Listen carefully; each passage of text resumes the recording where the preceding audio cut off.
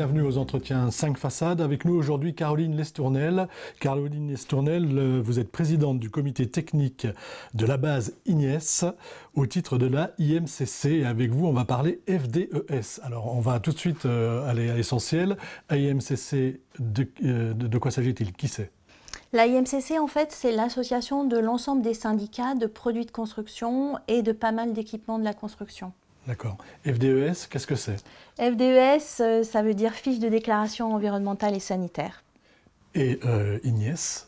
IGNES, c'est la base qui recueille l'ensemble de ces déclarations environnementales et sanitaires et qui permet de les mettre à disposition de tous les acteurs de la construction. D'accord, maître d'ouvrage, maître d'œuvre, absolument tout le monde. Oui. Alors, pourquoi j'ai sollicité cet entretien? C'est parce qu'en fait, on a l'impression, après 10 ans d'existence, que finalement, on ne sait pas trop encore comment ça marche.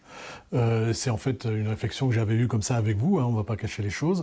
Donc, en gros, l'idée, c'est de savoir un peu comment ça marche et comment je vais, moi, maître d'œuvre ou maître d'ouvrage, pouvoir me servir de ces FDES, à quoi ça va me servir, où est-ce que je vais les trouver et comment je vais les utiliser.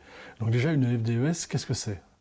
Alors, une FDES, finalement, c'est une carte d'identité environnementale et sanitaire d'un produit de construction. C'est un endroit où on rassemble les indicateurs environnementaux et tout ce qui est utile pour la partie sanitaire des bâtiments, la qualité de l'air, par exemple. C'est la carte d'identité d'un matériau? D'un point de vue environnemental et sanitaire, oui. En fait, on pourrait dire que c'est complémentaire à une fiche technique où on retrouvera plutôt des caractéristiques mécaniques ou thermiques. Là, c'est exclusivement des performances environnementales et sanitaires. Bien sûr, par contre, elles sont rattachées à une performance d'un produit et à son usage. Donc, une FDES, on rentre par une unité fonctionnelle, c'est-à-dire qu'on cherche d'abord, on sélectionne d'abord le produit pour son usage et sa performance. D'accord. Par exemple, si c'est un isolant, je vais aller chercher dans la base de données IGNES, hein, puisque on ne l'a pas dit encore, mais les FDES se trouvent sur la base de données IGNES, accessible à tous, à partir d'Internet. Il suffit de taper IGNES et on a tout ce qu'il faut. Donc là, je suis maître d'ouvrage, je vais choisir un isolant et je voudrais connaître ses caractéristiques et en même temps, je voudrais comparer avec d'autres isolants. Comment ça se passe? Très concrètement, où je clique, qu'est-ce que je dois faire? Alors, dans la base IGNES, il y a un accès que je trouve assez commode et ça s'appelle catalogue de la base. C'est-à-dire qu'en fait, on sélectionne le produit dans une nomenclature qui range à peu près les produits en fonction de leur fonction dans le bâtiment. Donc, c'est assez simple et assez intuitif à trouver. Ensuite, pour choisir un produit, il faut savoir quelle performance vous recherchez. Par exemple, typiquement pour un isolant, quelle résistance thermique vous voulez. Donc avec ce critère de choix, ce filtre, vous allez regarder tous les isolants pour une application donnée qui ont cette résistance thermique. Par exemple, je veux une résistance R égale 6. C'est ce critère-là qui va me sortir les isolants. Ben, disons que dans l'unité fonctionnelle, on vous décrit la performance de l'isolant. Donc assez facilement, vous identifiez les performances qui ont une résistance de 6. Et là, ce que je vais trouver comme information, c'est quoi exactement? Ce que vous allez trouver, c'est d'abord une description du produit qui est responsable de la fiche. Par exemple, si c'est une fiche individuelle ou une fiche collective. Une fiche collective, ça veut dire que c'est une fiche d'une association ou d'un syndicat sur un produit type, alors qu'une fiche individuelle, c'est sur un produit commercial identifié. Donc, passé cette étape d'identification du produit, vous allez avoir un onglet qui s'appelle indicateurs environnementaux. Et là, vous avez par exemple l'indicateur changement climatique, l'indicateur épuisement des ressources qui sont organisés dans un tableau et vous avez les valeurs de ces indicateurs-là. D'accord, donc j'ai plusieurs indicateurs, par exemple sur les gaz à effet de serre. Tout à fait. Et ces indicateurs sont toujours les mêmes pour chaque produit. Et moi, si je veux, sur ma petite feuille, je peux relever tel produit de tel fabricant, l'indicateur est celui-ci, et je fais mon petit comparatif. Alors tout ça, c'est un peu astreignant. Oui. Est-ce que j'ai un moyen, parce que finalement, c'est comme ça que je vais m'en servir. Alors, dans un forme de comparatif, c'est pour faire des arbitrages. Dans un premier temps, les gens s'en servaient effectivement plutôt en faisant des tableaux, c'est-à-dire en reportant l'ensemble des indicateurs, puisque nous, on milite pour un choix multicritère. Hein, en général, on ne pas se bloquer sur un seul indicateur. L'idée, c'est bien de voir un peu comme une table de mixage, voir les points forts, les points faibles des produits. Donc, le premier usage, c'était ça, de faire un tableau où on prend avec la même unité fonctionnelle et puis on note les valeurs. On peut dire que c'est peut-être un peu de la préhistoire, ou dans pas longtemps, puisque la façon la plus simple de se servir des FDES, c'est de passer par un outil capable de faire de l'ACV, de l'analyse de cycle de vie de bâtiment.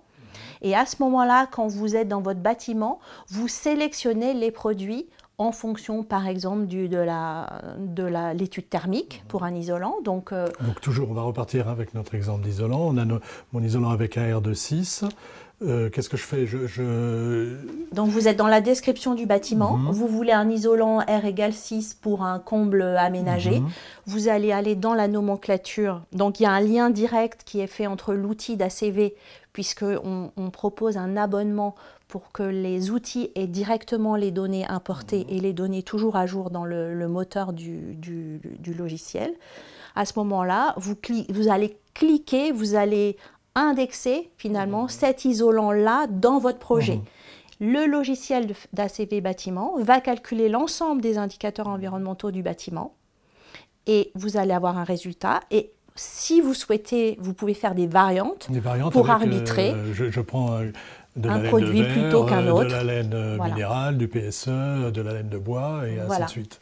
D'accord. Et à chaque fois, j'aurai une analyse différente. Évidemment, sur l'ensemble de mon bâtiment, ça risque d'être un peu compliqué après, non?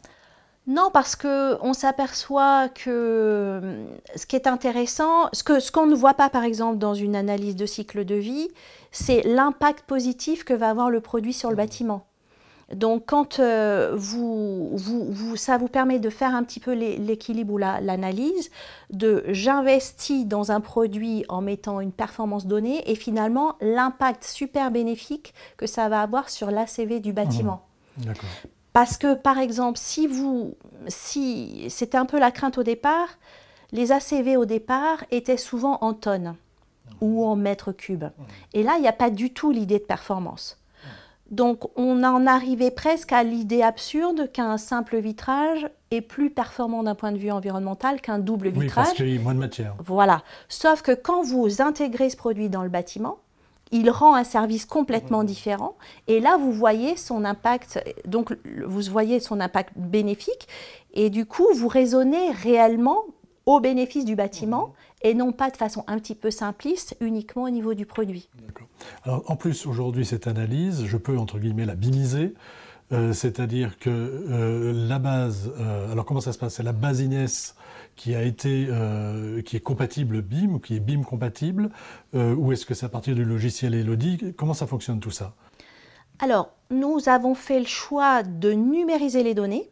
Ça veut dire qu'effectivement, on ne donne pas juste un PDF qui serait complètement inexploitable par les outils de calcul. Toutes les données sont rentrées de façon numérique, ce qui fait qu'on permet d'alimenter la base de données de l'outil de calcul thermique ou du logiciel Elodie, qui est le logiciel d'ACV du bâtiment du CSTB, ou d'autres, puisqu'on a d'autres abonnés au web service. Et ce qui fait que, en fait, ce qui prend du temps dans ce genre de calcul, c'est rentrer les quantitatifs. Rentrer les quantitatifs. Parce qu'en fait, après, en face de chaque quantitatif, vous associez un produit qui a une performance. Et après, c'est multiplié par le quantitatif. Une fois que j'ai mon quantitatif, une fois que j'ai ma base, après, je peux mettre n'importe quel produit. Voilà. Et ce quantitatif, c'est la maquette numérique. C'est la maquette numérique. Voilà. Et qui me donnera également un prix, une quantité. Après, on peut imaginer qu'elle fera beaucoup de choses. Qu'elle fera beaucoup de choses, ok. Mais donc, c'est pour ça que nos données sont directement... Quelqu'un qui travaille sur maquette numérique peut travailler sur Elodie à partir de cette maquette et connecter nos données produits directement à l'intérieur du logiciel.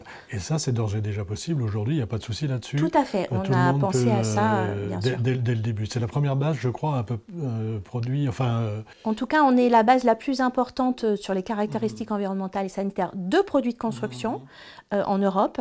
Il y a d'autres bases, comme la base EcoInvent, qui est assez connue, mais qui contient beaucoup de matières premières et peu de produits de construction. Alors que nous, on a fait le choix aussi de donner des informations directement utilisables par le prescripteur ou par l'acteur du bâtiment. C'est-à-dire qu'il n'y a pas de calcul ou de recalcul à faire, puisque, par exemple, pour un isolant, c'est directement exprimé en mètres carrés. Pour des tuyaux, c'est directement exprimé en mètres linéaires. Ce qui fait que la caractéristique environnementale n'a juste qu'à être multipliée par la quantité de produits qu'on trouve dans le bâtiment, directement. D'accord. Ben écoutez, merci Caroline Lestournel, merci pour ces explications. Donc moi je vous invite à aller évidemment sur la base Ignies, sur laquelle vous trouverez tous les descriptifs et toutes les informations qu'on vient de vous donner. Voilà, merci beaucoup, à bientôt.